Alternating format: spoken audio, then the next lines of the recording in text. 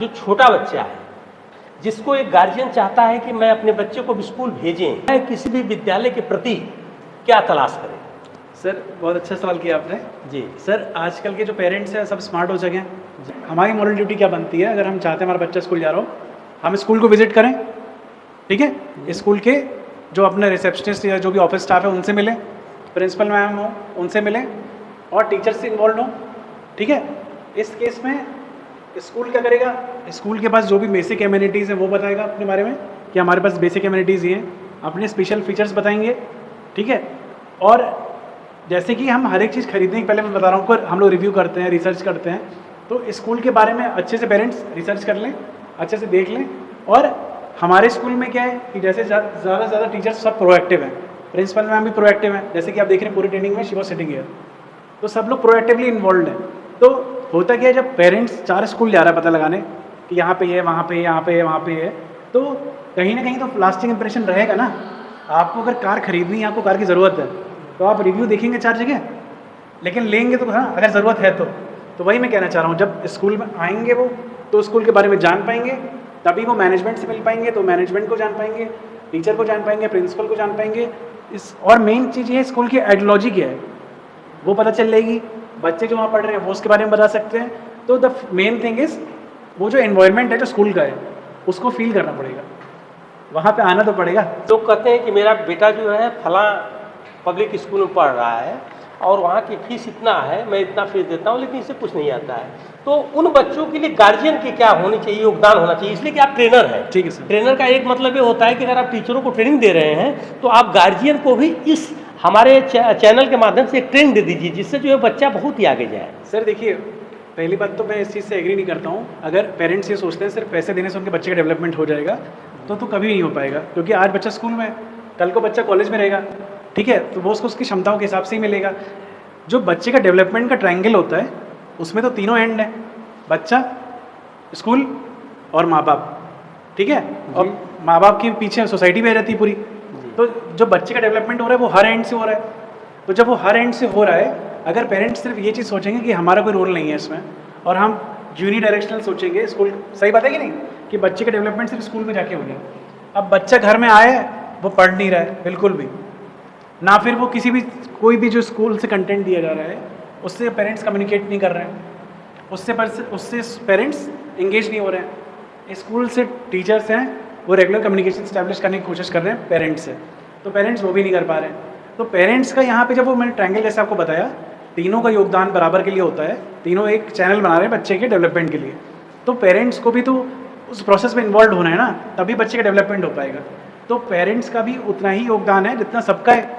तो पेरेंट्स का जो उसमें रोल है वो डायरेक्ट तो नहीं है, बट सुपरविजन एंड गाइडेंस का तो है, ये मैं कहना चाह रहा हूँ। मतलब कहने का मतलब ये है कि गार्जियन केवल ये ना सोचे कि किसी भी अच्छे विद्यालय में अपने बच्चों का एडमिशन कराने से उस बच्चे का ग्रोथ हो जाएगा। जबकि टेंगिल आपने बता दिया कि त्रिभुजाकार जो बनता है उसमें 3 एंगल है, अब बिना 3 एंगल के त्रिभुज नहीं बन सकता है। उस तरह आप ध्यान दीजिए सर की बात की, बिना आपके परिश्रम के आपका बच्चा ग्रोथ नहीं कर सकता। बुक जो है बहुत ज़्यादा प्रोवाइड करा दी जा रही है, बुक वॉल्यूम वाइज चलाया जाता है, first volume, second volume, third volume, fourth volume, इस हिसाब चलाया जाता है। तो गार्जियन के दिमाग में एक बात आती है कि जो बच्चा है वॉल्यूम में कम से कम 2-3 किताबें होंगी, ये श्योर होगा सर? हाँ सर। तो इसको जो है कैसे रिपीट कराया जाए कि हमारे बच्चों को जो है ग्रोथ कर जाए और आ जाए उनको? देखिए सर, पहले क्या होता था, पहले ट्रेडिशनल टीचिंग चलती थी, तो बच्चा डिसाइड नहीं कर पाता था, ठीक है, कि कितनी मोटी बुक होगी या कितनी पतली बुक होगी, कौन सा सब्जेक्ट को पढ़ रहा है। अब क्या किया कि जैसे जैसे टाइम आगे बढ़ा तो रिसर्च करी गई, पता क्या चला कि हम क्या मानते हैं, हम ये चीज़ मानते हैं जो बच्चा पढ़े, अच्छे से पढ़े, एंगेज होके पढ़े, ऑल ऑफ यू एग्री, और इंटरेक्ट होके पढ़े, और बच्चा जो पढ़ रहा है उसके लिए वो चीज़ कंठस्थ रहे।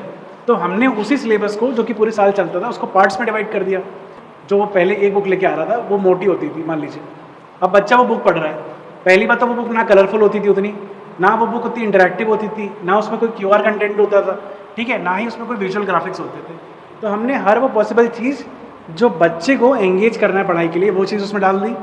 दूसरी चीज़, अब एक बुक को 4 पार्ट में हमने डिवाइड कर दिया, मान लीजिए 4 वॉल्यूम में, जैसे कि आपने बोला, तो अब वॉल्यूम से क्या होगा, वॉल्यूम वाइज बुक डिवाइड हो गई, तो बुक हल्की हो गई, एक एक पार्ट बच्चा पढ़ेगा तो बच्चे का इंटरेस्ट बना रहेगा। दूसरी चीज़, जैसे कि मान लीजिए किताब है 1000 पन्ने की और किताब है 50 पन्ने की, तो जब बच्चा 50 पन्ने की किताब पढ़ेगा तो वो उसको रेडिली ज़्यादा इजीली इसे कवर कर पाएगा। तो उससे क्या होगा, बच्चे का एंगेजमेंट बढ़ेगा, बच्चे का इंथुजियाज्म बढ़ेगा और उसकी लर्निंग प्रोग्रेस भी बढ़ेगी। क्योंकि पहले क्या होता है, जैसे आप किसी को नॉवल पढ़ने के लिए दे दिए, किसी इंसान ने नॉवल पढ़ी, 3 दिन उन्होंने पढ़ तो ली, उनको समरी पता है, बहुत प्रिसिशन में नहीं बता पाते हैं, तो क्या हुआ, बुक्स का वेट कम हो गया, एंगेजमेंट बच्चे का बढ़ गया। पेरेंट्स के लिए क्या अच्छा है, पहले बच्चा 2nd से 3rd क्लास में पहुंचता था तो जरूरी नहीं कि उसको 2nd क्लास की नॉलेज अच्छे से आती हो। अब क्या होगा, स्टेप बाय स्टेप उसका असेसमेंट भी हो रहा है, वो पढ़ भी रहा है, उसको कंटेंट भी अच्छा मिल रहा है और वो एंगेज भी ज़्यादा से ज़्यादा हो पा रहा है। तो इसीलिए वॉल्यूम्स का बाइफरकेशन किया गया सर। और जो न्यू एजुकेशन पॉलिसी है, जैसा कि आपने बोला, तो वो भी ये बात कहती है कि बच्चे का बैग का जो वेट है वो कम से कम किया जा सके। अब हमने बुक्स की लेवलिंग कर रखी है। लेवलिंग का मतलब ये है, जैसे दूसरी कक्षा का छात्र है जो, वो जब इंग्लिश पढ़ेगा या कोई भी सब्जेक्ट पढ़ेगा तो जो लेवल है ना उसका उसी लेवल के हिसाब से रहेगा। हमने लेवल को क्लासीफाई कर रखा है, जैसे जैसे बच्चा आगे बढ़ता रहेगा इंग्लिश का लेवल भी थोड़ा थोड़ा बढ़ता रहेगा। ऐसा नहीं वो 8th क्लास का जो बच्चा है, अच्छा इसका मतलब विचार वॉल्यूम में देने का सबसे बड़ी बात है कि जो उसमें लैंग्वेज है उसको लेवल कर दिया गया है क्लास वाइज।